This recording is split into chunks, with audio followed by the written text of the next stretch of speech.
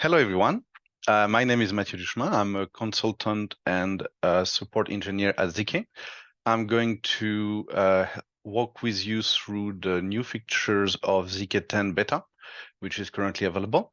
Let's get started and welcome in everyone. So, as I just mentioned, we're going to record this training. The slides, the presentation I'm currently showing you is also going to be available after the training. And any code that I'm going to show you today is also going to be available to download. So feel free to just follow along. You don't need to take notes or try to take screenshots. Everything is going to be provided at the end. Okay, let's get started. I'll mention a few things first that are good to know in advance if you're going to try ZK 10 beta before we get into the meat and potatoes of the update. So one important thing to know, we have in ZK 10 updated the Java requirement. Instead of the previous version, usually expecting at least Java 8, now we're expecting Java 11. So if you do still run on an older version of Java, you will need to do a small update to get up to at least Java 11 for this update. Browser requirements, the big things to mention is IE11 is no longer actively supported on our side. IE11 has been end of life for quite some time now, so that probably shouldn't be a surprise. Just keep that in mind. We recommend using modern browsers, and we recommend, of course, being up to date on your browser if you have to do so. Okay, so now that we've got that out of the way, can you run ZK 10 beta today? The answer is yes. It's available on the ZK website at our download/ZK URL. It's available through source control. Sorry, 1 second. It's available through source control. If you are using Maven, Gradle, any of those way to build your dependency, you can simply configure your project version to 10.00 beta. Whether you need the Jakarta or eval is a secondary question. We're going to go to that in a moment. And you can just get it from our regular repository. So our community edition repository contain all of the community edition packages. And if you want to evaluate the premium packages, they are both in our premium repository and our evaluation repository. Regarding the Jakarta question, I'm going to mention that quickly, just in case anyone is not up to speed on that part. There is a update to the servlet spec.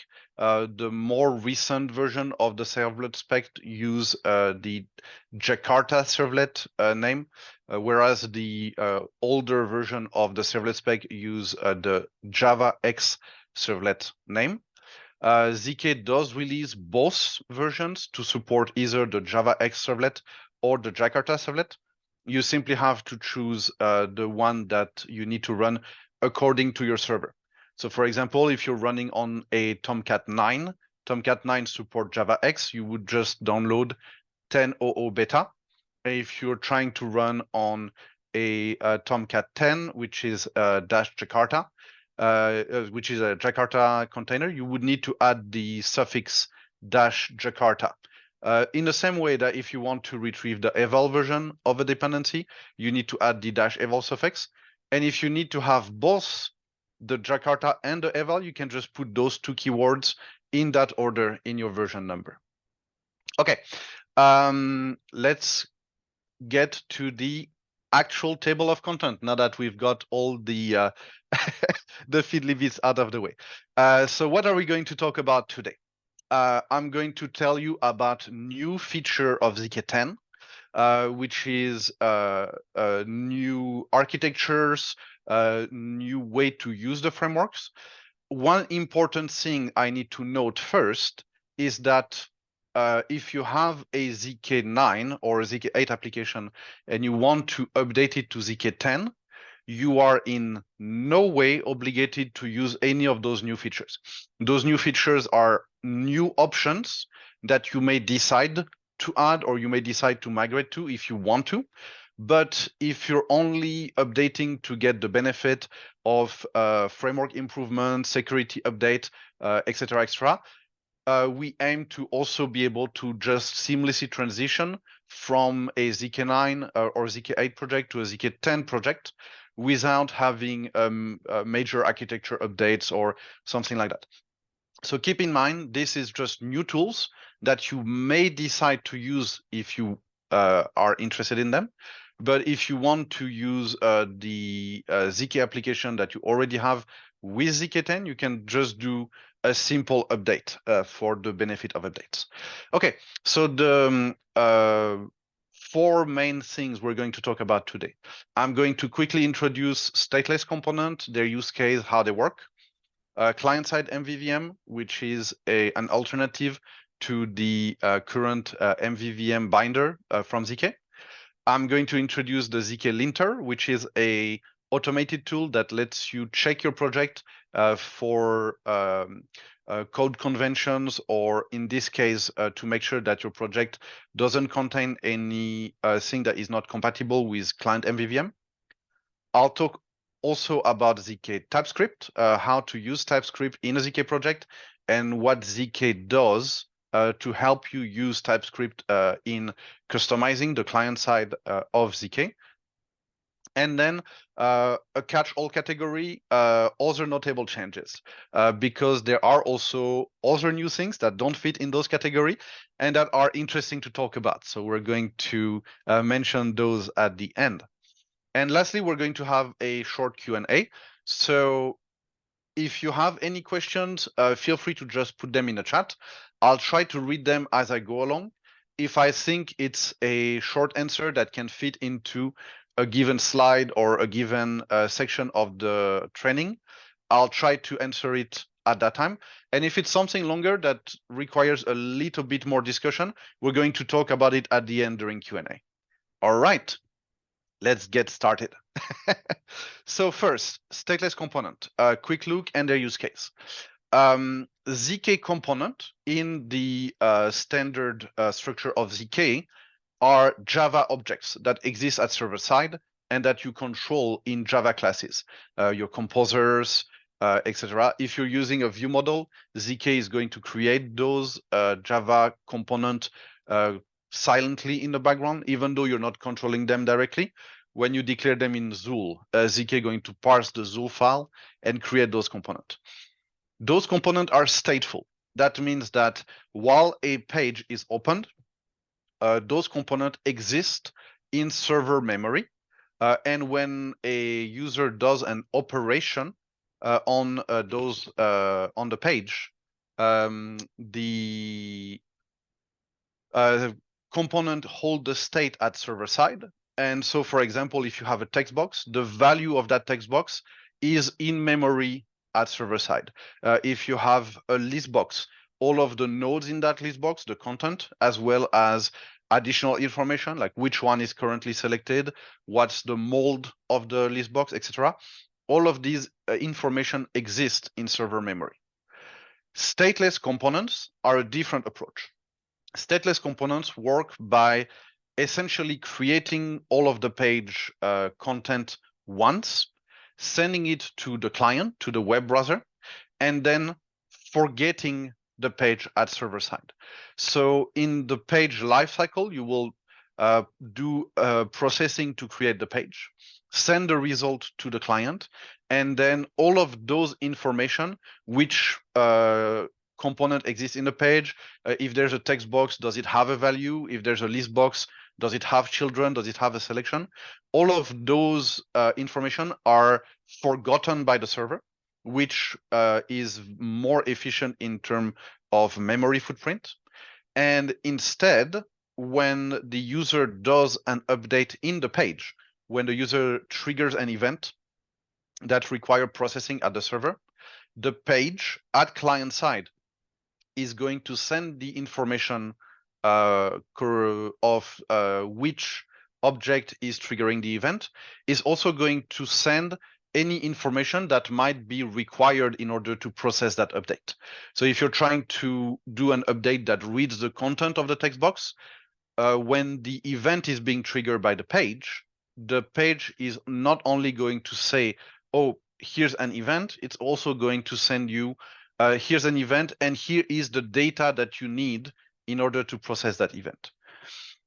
The end result of that is those request and response might be a little bit larger than what you would expect in a server-side only structure.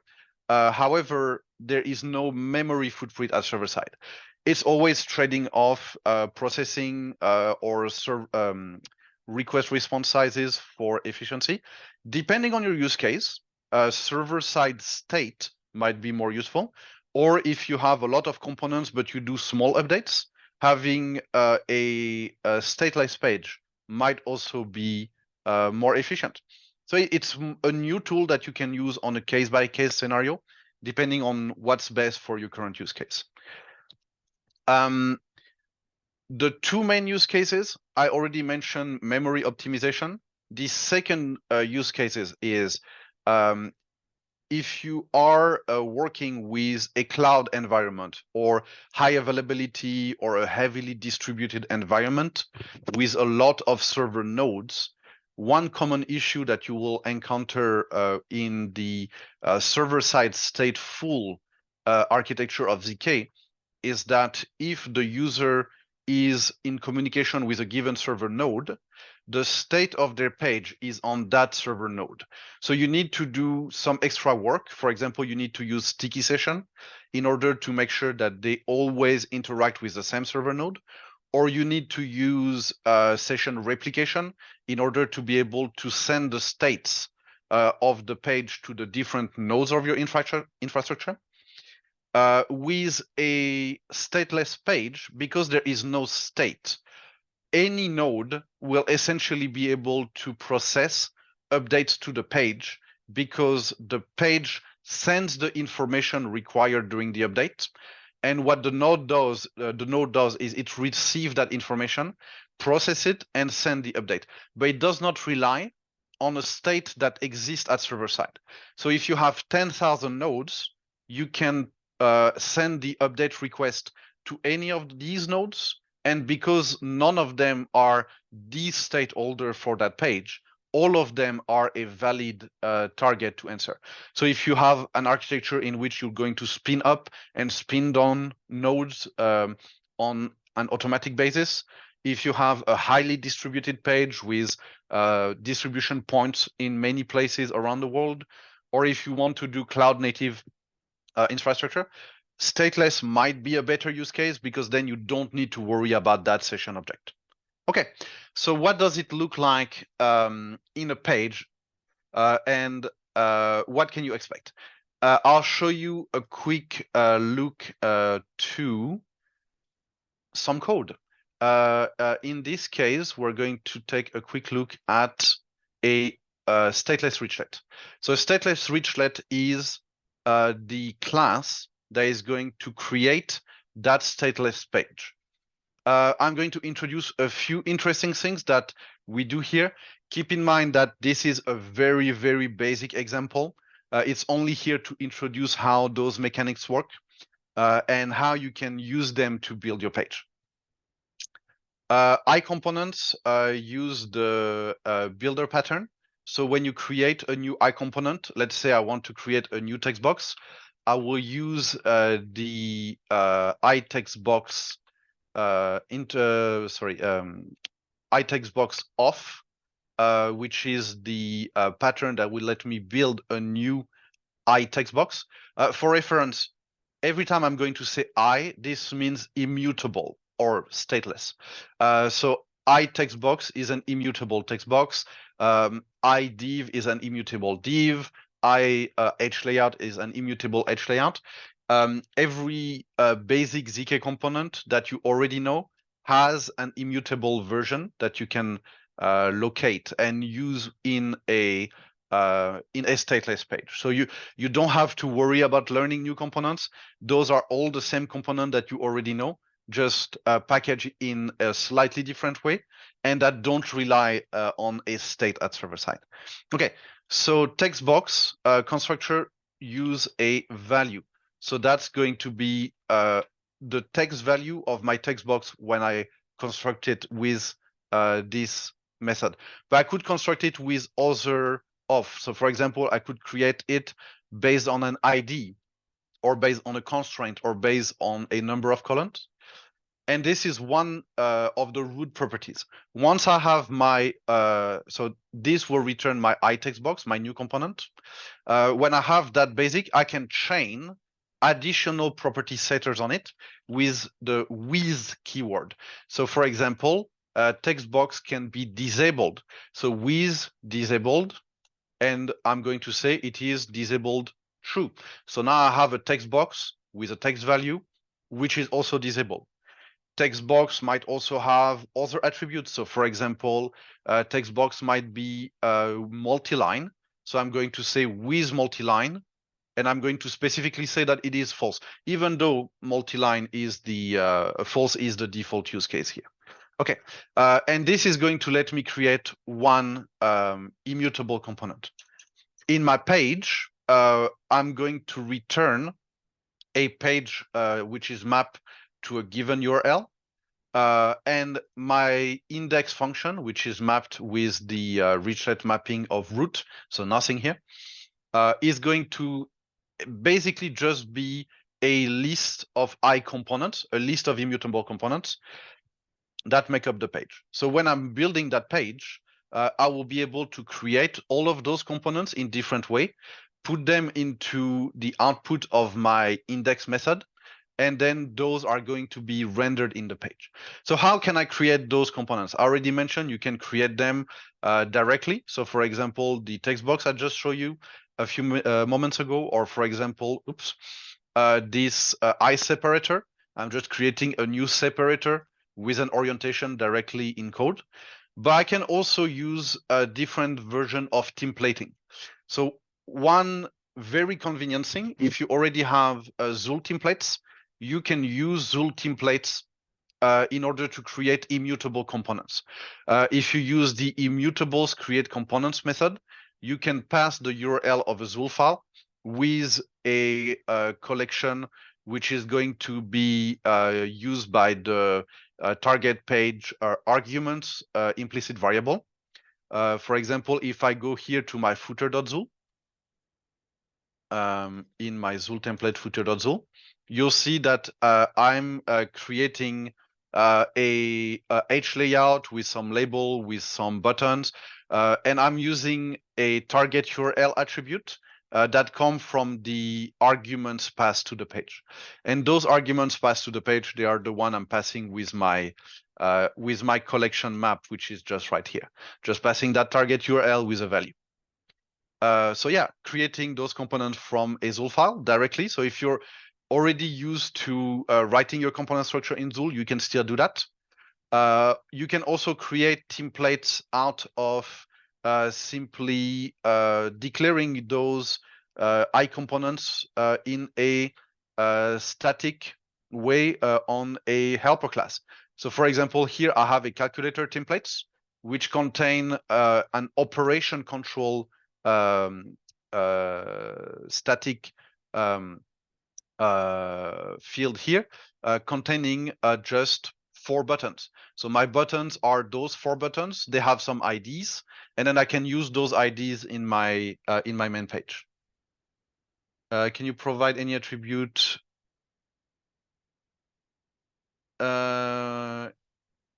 Yes. That's what I was just showing you. If you're, I'm going to go back over that in a second. If you go back to this here, immutables create components is passing the URL of a Zool file. So the content of that Zool file, which is written with regular ZK component, is going to be created as immutable components. So for example, this is going to be created as a H layout. and is going to be created as a edge layout with the attribute S-class footer already available on it. This is going to be created as an immutable label with a value already on it. This is going to be created as an immutable link component with an href with that path attribute on it and with a content, etc., etc. Regular path resolution should apply. That's not something I've tested personally, but you should be able, yes, to use the class web resource resolution, because that's just ZK internal path resolution. If that's not the case, I'd be very surprised. I'd have to check that out. I won't do it during the talk, but you see the point. Can we double check? No, we don't have it currently visible. You can get it by page definition, you can get it by content of string, and you can get it by URI. And that URI should be a ZK URI, so it should work with the tilde dot slash syntax. Okay, and so lastly, maybe I want to also use templating, but with a variable at the moment of importing the template. So I can just create also in my utility class a method that is going to instantiate iComponents with some parameters that I pass at the moment of instantiation. Okay, so once I have all of that, I will be able to also create event listeners. Those event listeners, in this case, I'm using something similar to a composer where I give a target. So the target is the component with the ID name add, which is actually coming from my operation controls. It's that this button here with the ID add. And when I want to listen on an event, I want to listen on the on-click event. Now, this is the important part. Because I don't have a state at server side, I need to know which information I want to retrieve from the page. So I have two objects which are called first and second. And I want to retrieve those first and second. They are just here. They are immutable int box. So they are similar to text box, but they only retrieve integer values. And I will want to retrieve the value of that first and that second component. So I'm going to pass their ID. I say find the component with the ID first, find the field name value on that component, retrieve that value and give it to me when I invoke that event listener under this variable, which I named first. And then same thing for the second component, find the value and then put it in that integer variable, which I named second. The end result of that is when I click on that button, the page is going to send those values. Those values are going to then be available to me at server side. I'll be able to use them, do some calculation. And then the second important part, I will be able to create a UI agent smart update. A UI agent smart update is going to let me target an existing immutable component and replace it with a modified version of that component. A modified version is essentially just a clone of that component with an updated value. In this case, I'm using a text box updater to update the value field of my result text box, which I locate by its ID. ID is result. So what does that look in an actual page? If I go here, you'll see all of those different components that I've been creating from those different ways. So here you have our footer, which is created from that footer Zool. So the edge layout with label, with a link, with another label, and a target URL passed to the link. This is that section right here at the bottom. You'll see my operation controls that are a static template are being dropped in here. I have my decorated input, which are here, my first member and second member. And when I put some value in those inputs, 3 and 4, for example, if I click the add button, and I'm going to go to the network panel in order to be able to show you that easily. When I click on the add button here, I'm sending an update with a payload. And that payload contains the requested argument 3 and 4 for the function that I'm executing. And it contains the target function that I'm targeting at server side. And as a response, I'm getting an update request, which targets a specific component, that target a specific field, and that sends a specific value to that field. So you can see here that the amount of data I'm sending, because I'm targeting very narrowly what I need to send and what I need to receive, is extremely small. And in addition to all of those objects not having an existing Java object in server memory, that means that the total memory footprint and the total processing footprint of that specific page is extremely low compared to the same page in a server stateful situation. Okay. I'm going to move on from that part, unless you have any very quick question on the stateless. Otherwise, if you have bigger questions, we can keep them for the Q&A for later. Okay. Let's go back to the PowerPoint. Now that I've shown you the technical demo, there is actually additional resources you will be able to see in our website. We have a stateless component introduction. We have a cloud native development introduction. You will have those links in the presentation, which is going to be public at the end of the talk. Okay, let's keep going because we're already almost 30 minutes in and we still have a lot of ground to cover. Okay, client-side MVVM, what it is and how to use it.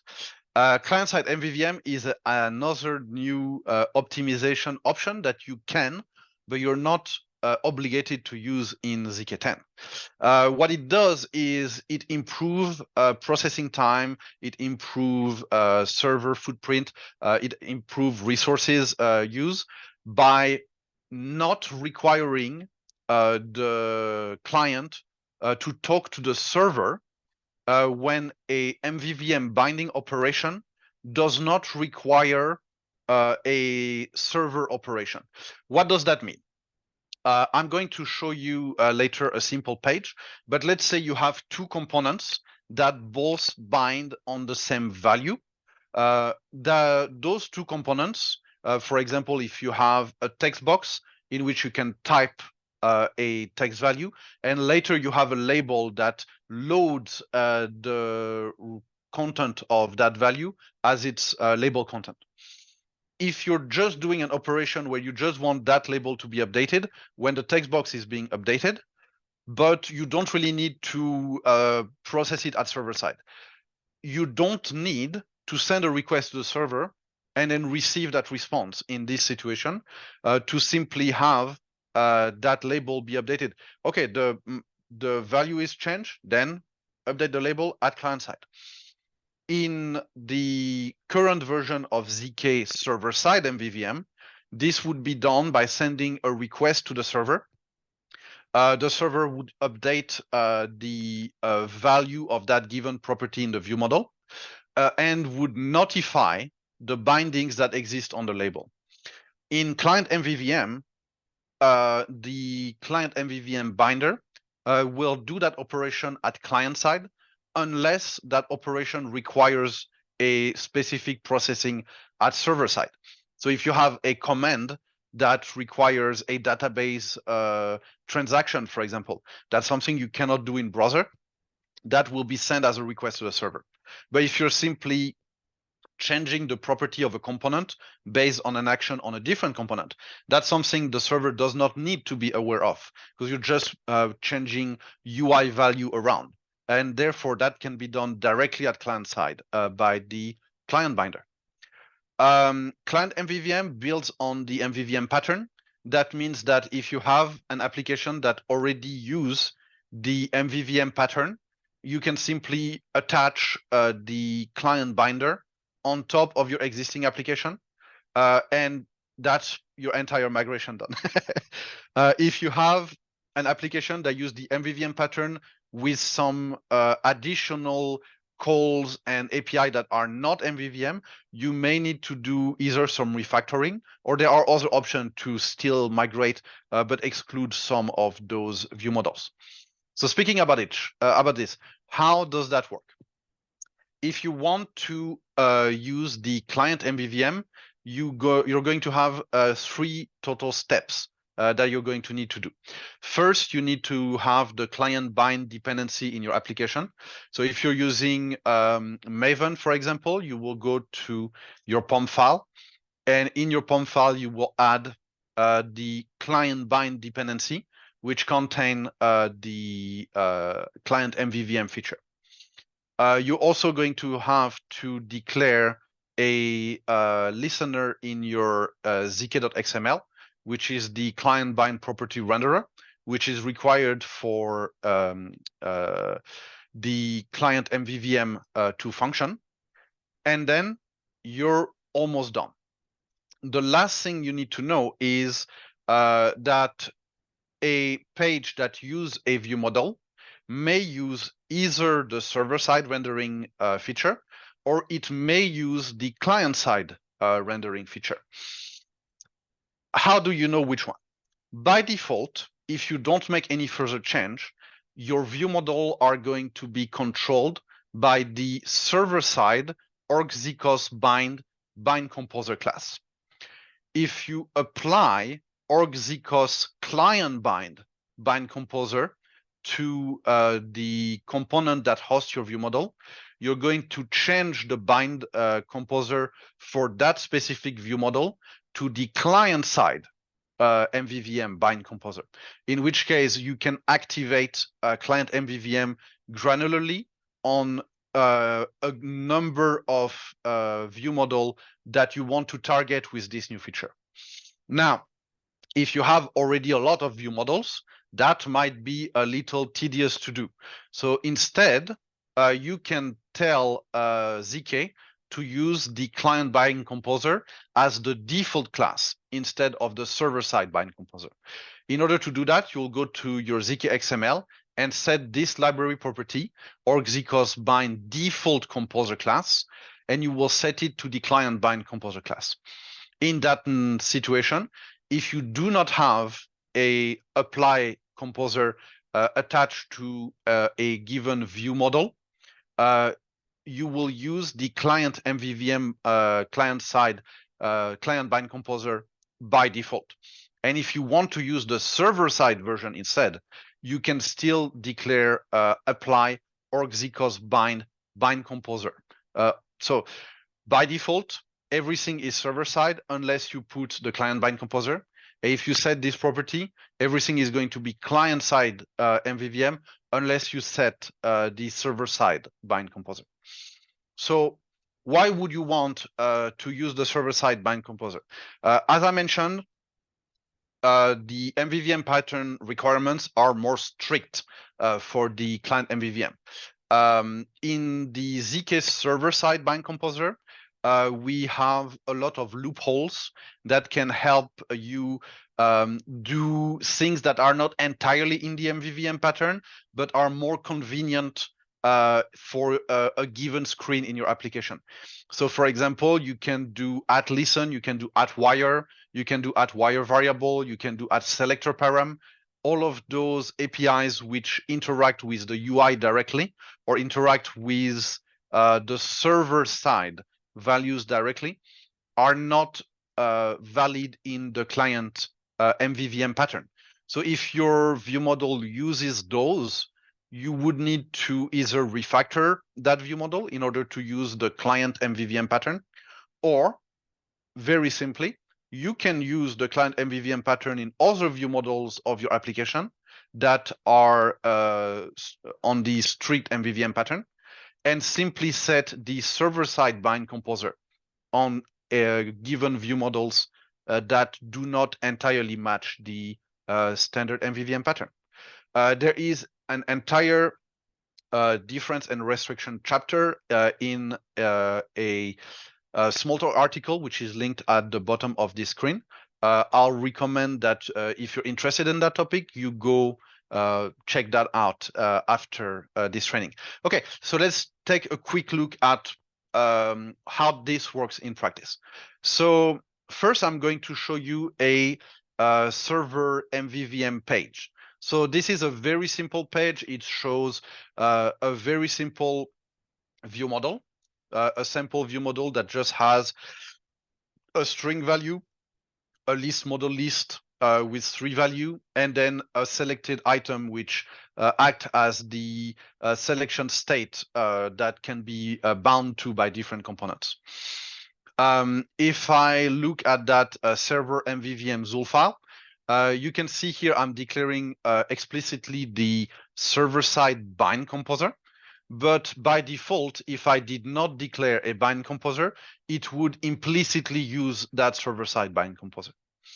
And simply speaking, I just bind, I just load, I use all of these values in different ways in my server-side page. If I show you what it looks like, very simply, we have our button with our server-side command. We have our string here attached to a text box, which is going to automatically be loaded, by the label because it has a load binding here, and the binding is going to send that notification on save. We have here a list box which bind its selected item. We have here a radio group that binds the same selected item. So if selection changes in one of those components, it's being replicated in the other one, and that selection object is also being displayed in a label at the bottom. So very simple. What's happening when I do those changes in the page? If I go to my network panel, I'm just going to refresh everything to get on a clean state. And there we go. If I go here and I make a change, I trigger bindings, you will see that I'm sending a ZKAU request to the server that sends some events, that sends value related to those events, and then those are being processed by the server-side bind composer. Now, if I wanted that page to become a client MVVM page, it would look exactly the same. So you can see that those two files are character for character the same file, with one difference, which is that the client MVVM has that client bind composer declared. And that client bind composer uses the same view model. The Java object, the Java view model is the same. There is no differences because the pattern is the same. So you can target the same view model with a client MVVM page or with a server MVVM page, since it uses essentially the same APIs.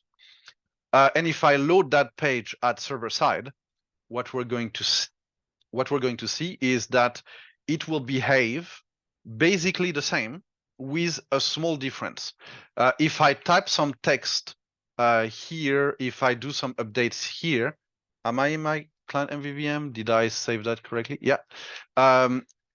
You'll see that all of those updates are also triggering different internal comments, and that internal comments are either processed by the client-side binder or they are processed by the server binder, depending on what they need to invoke. And those internal comments will have less footprint if the comments does not need any server-side activity at all.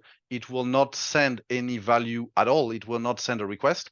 If you go for a server-side update, the server is going to be requested. Otherwise, you're going to save that transaction time, that transaction performance by doing the binding operations directly in client code. Okay. Lastly, if you're interested in seeing the difference in operation size, this is a sample page that I've included as a reference. simply here, if I look at that page without the here the client MVVM binder associated with it, you'll see that loading that page is going to take me several seconds while the server is processing, doing all of the binding activity at server side first before releasing the page. And while this is still processing, I'm going to restore that client bind composer attribute here. If I try to load the same page, I'll reload it once this one is done. But if I try to load the same page directly as a client-side MVVM page, you'll see that it has, as a client-side MVVM, it has processed significantly faster than what it did as a server-side MVVM page. Okay, let's go ahead and talk about the last big feature, Linter. Linter is a utility package that you can use in order to create rules that are going to be evaluated against the current state of your project. The Linter is essentially going to let you verify that your project is compliant with a given set of rules that you have defined. You can create your own linter rules if you have specific coding conventions that you want to enforce on a team that contain multiple peoples, and you want to enforce those conventions automatically by getting warnings when those conventions are broken. You can create rules that will check for a specific behavior or a specific type of components used in a specific way. And if that specific rule is being triggered by looking at the code existing in your project, you'll get a message telling you, here's a Java file that is breaching a given rule. Here's a Zool file that is in breach of a given rule, etc., etc. Why I'm talking about the linter? Because we know that many people are going to be interested in migrating to client MVVM, and that it might be difficult to know in advance whether or not all of your view models are compatible with client MVVM. We're providing a default linter with a set of rules that are going to check for client MVVM incompatible object and structure.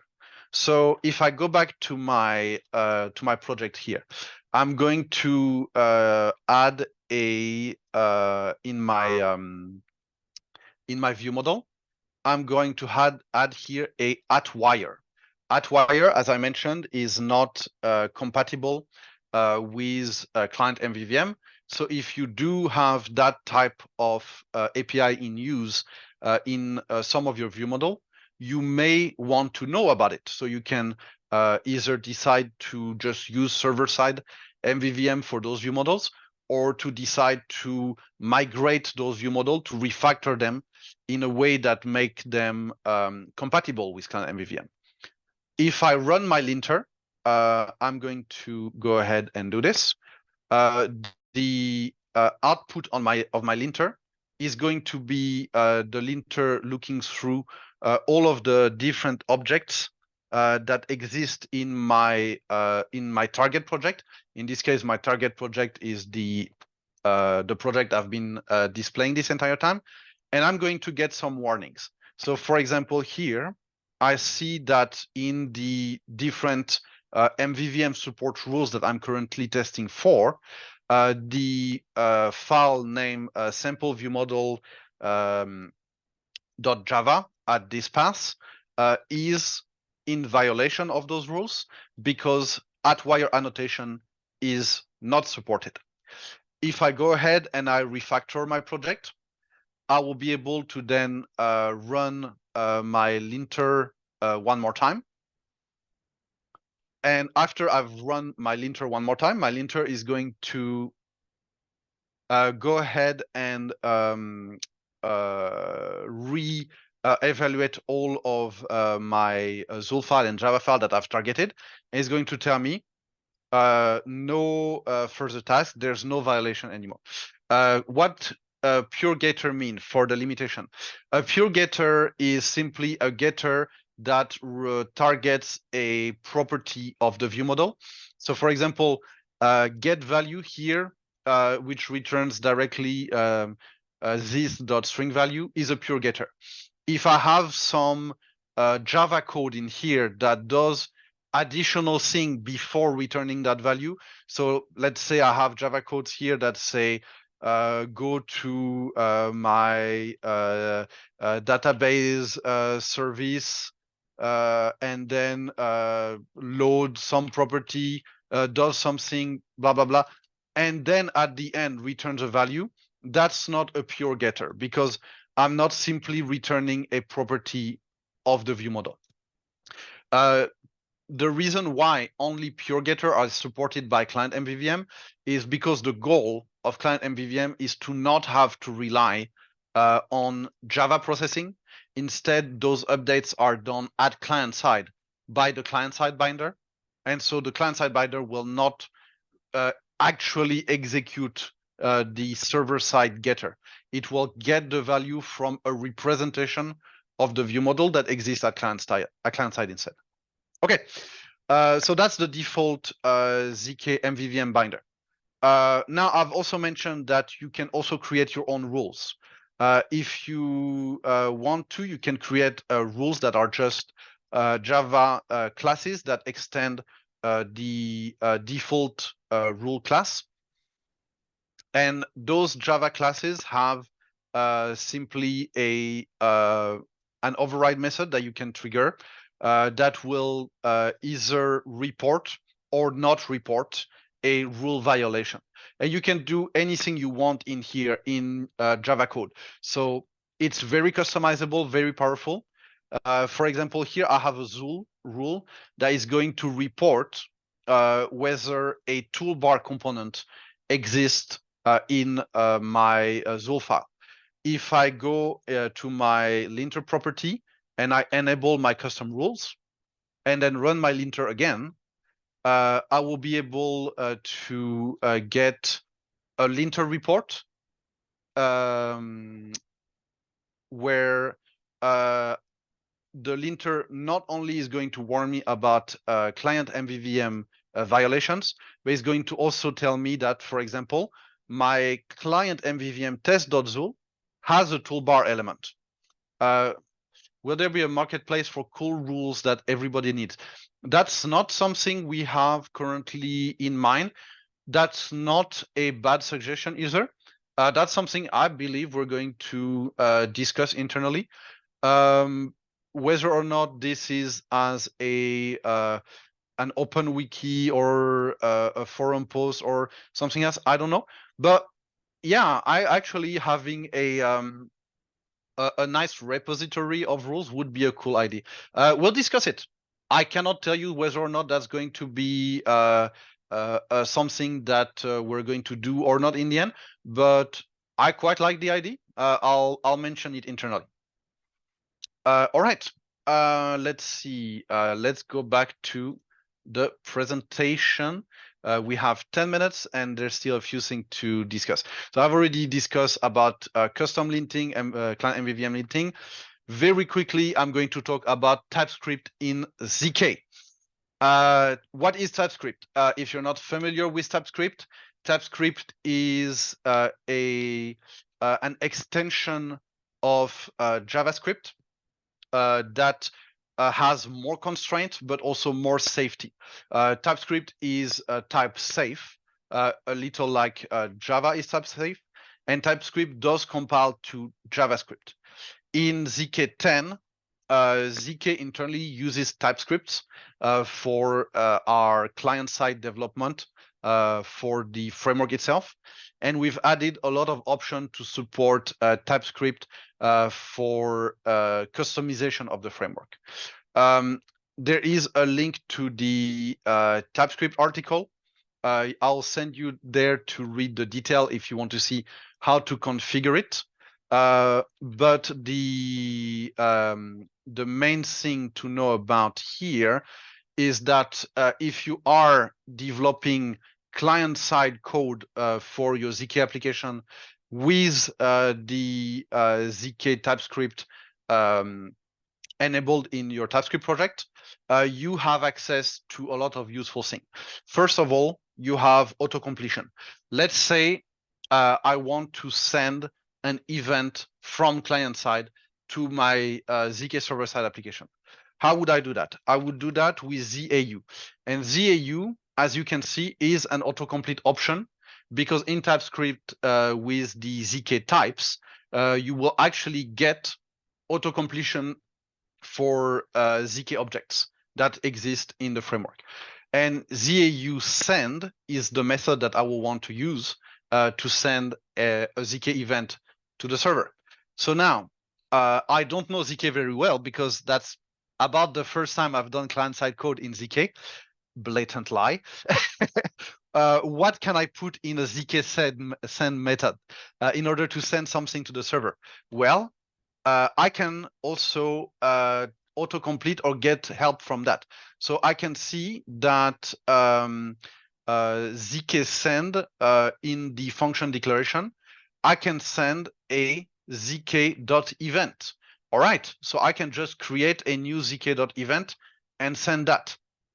So now problem, what do I put in a zk.event? Because I also don't know what's in there. I can also look here. I have all of the different parameters that I'm going to need to put. If I need to refer to any of them, in some cases, I will be able to link to those different options. So I'm going to know, for example, my first parameter is a target widget. So I'm just going to put a widget placeholder. My second parameter, I can see here in the highlighted pop-up, is the name of my event. So that's going to be on my custom event. Then I will have a third parameter, which is data. I don't have data, so I'm just going to put null. Then I have options. Options. Now, what can I put in options? I want to put toServer. toServer is an autocomplete feature here because it is one of the options that are available. How does Visual Studio Code knows about this? That's a very good question. I'm actually right now in a small node project. And my small node project, I'm going to go ahead and show you what it looks like. My small node project is located here. It has a package.json and a package log.json. And my package.json loads zk-types. zk-types is the publicly available ZK autocomplete types mapping, which you can add to any npm project.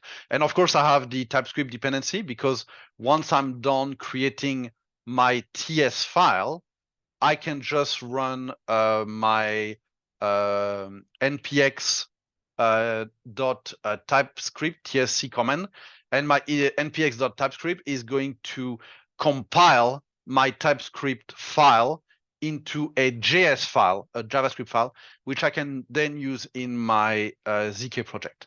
There is an article in the sources of the presentation that you will be able to refer to that explain in detail how to set that up and how to use it in your project. Okay, let's go back quickly. TypeScript is backward compatible to JavaScript. If you have override code or customization code for your ZK9 project, that is still compatible with ZK10. Just because we've switched to TypeScript as the development language doesn't mean that you can't use your customization that already exists for your ZK project. So for the upgrade, you don't need to transform all of your code to TypeScript. You can just use the files that you already have. The npm package ZK type provide IDE autocompletion. TypeScript source map makes your code human readable. All of those things I've just shown you. And then you have the TypeScript customization article, which I'll encourage you to look into if you want more information about all of those things fit together. All right, almost there. We still have a few notable changes that I want to mention that are not really as big as the ones I've mentioned so far, but they're interesting to know about. Security update. If your application use get, this is no longer valid in ZK10. ZK10 by default will refuse get request. We've been on purpose allowing get request as a fallback to post because for older architecture, get was a reasonable fallback. But since we've been moving in modern standard for browser compatibility, for security, for safety improvement, keep in mind that if your application relies on get, you're going to have to get that updated because now everything goes through post, which is much more secure. You can't intercept get parameters in URLs anymore. Just keep that in mind when you do the update. The inaccessible widget service now is the default behavior. ZK has a service available since ZK 5 that you can enable in order to block events that are sent on widgets that are not accessible to the user. So let's say I have a page with a disabled button. The user should not be able to send a click event on that button. So if the server receive an on-click event from that specific component, the server, if you have the inaccessible widget service enabled, is going to say, that doesn't check out because my target here should not be accessible to the user. Therefore, I will ignore that event because it's probably just the user messing with the page set or someone in doing some weird interception with the page. That shouldn't exist. I'm going to skip it. We didn't have this as the default enabled behavior in previous ZK version. Have a good day. Thank you for being there.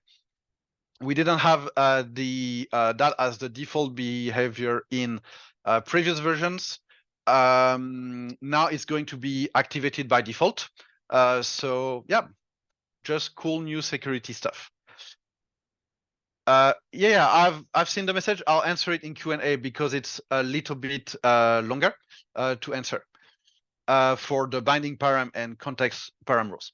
Lastly, new thing, new font and some icons. We've got a whole bunch of new icons that are going to be available by default in ZK with new standard style, solid style, brand icons, new icons. If you want to get a quick look at the font ensemble gallery, you will get a better idea of everything that is in there. There's a lot of icons. I'm not going to show you all of them one by one. Just if you want to integrate a cool icon on a button, on a toolbar, or just as a marker to help your user know about what they're going to click on, we've expanded the list. All right, we're getting to the end. Project is available on GitHub. You will have that link in the presentation.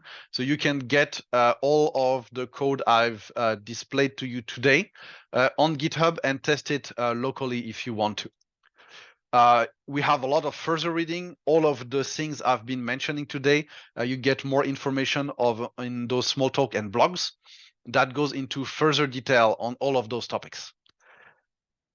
Feedback, always important to us. We have a feedback form, and if you want to get in touch, we also have an info email address that you can send us information to. I'm going very fast, but eventually Q&A. Okay, Prem, you had a question about how to read binding param and context param. If you need to read those values, if your view model cannot function without those values, the answer I'm going to give you is use the server binder, because by the architecture of the client MVVM binder, the client MVVM does not have access to those properties. Those properties exist in memory at server side. The client binder only rely on value that exist at client side. And therefore, binding param, context param, wired components, listener that are declared directly in view models, all of those things cannot be used in client MVVM, and it's by design. I'm going to quickly show you the client MVVM restriction list so that you can know where to look for them. 1 second. So I did not have that one prepared to show you. Okay, if you go to this page, it is listed in the article links. You will have the restriction and differences. The restriction and differences is going to show you all of the things that we purposefully do not include in the client pattern. And again, it's very fine if you want to use those things, simply upgrade granularly. Either if you put the client MVVM as a default state, just put back the server-side bind composer for the view models that use those different APIs. Or if you want to do it the other way, just add the client MVVM composer on the view models that you plan to use. How are we handling transmission and security of data from client to server and vice versa? Well, I would say exactly the same as with default MVVM. ZK data is being sent through payload in the HTTP request. So it's not in the URL. Since the payload is encrypted by HTTPS, the main recommendation I will give anyone is, if you have secure data that you worry about, first thing, use HTTPS. Then the rest will depend on your use case. It's not a security talk, so you'll forgive me to not go into too much detail. But yeah, if you don't want anyone to be able to do a basic man-in-the-middle attack, put HTTPS, and then the payload data is encrypted. How long will the beta phase for ZK10 last? Is a release date planned already? So we don't have a specific date in calendar that we have as the set date. We're hoping to release the full version during Q1 2024. So it's coming fairly soon. If you are testing out the beta and you find something that doesn't look right, we do appreciate the feedback. Don't hesitate to reach to us, because the beta is going to not last all that long. As I said, no specific date yet, but we're expecting Q1 2024. All right. Let's see. Is there any additional questions? I'm going to give an extra minute. It's currently just 5 minutes on the clock. You have 1 minute to put additional questions or to let me know that you have any. Other than that, I'll assume that everyone is up to speed. All right, that was a lot of fast talking on my side because we had a lot of ground to cover. I hope this was informative. I'll say it again. All of those new features are optional new tools. You do not have to do refactoring to your projects in order to benefit from the ZK10 improvements and other upgrades that come with. If you're only interested in the new icons, for example, or the security improvements, you can update your ZK9 project to ZK10 more seamlessly than if you're trying to do an entire new page with the stateless component, for example. There are new tools. I hope you're going to find them interesting and useful, but you don't have to use them in order to benefit from ZK10. And there we go. How fast is ZK10? Well, depends. Everything depends. ZK10 is more performant if you're using it for the use case that I've mentioned. So for example, if you look at the performance test for the client MVVM, if you have a lot of data binding, you're going to be able to cut that processing speed a lot. If you have if you're using the stateless component for performance and you're doing currently a lot of session replication, you're going to be able to eliminate all of that session replication. How fast is a very difficult question to to answer. If SAM server side binding use performance, I don't have a full number on that. We've done some MVVM improvements. I would not want to tell you a number that would not be correct because that's just not an info I'm currently aware of. All right.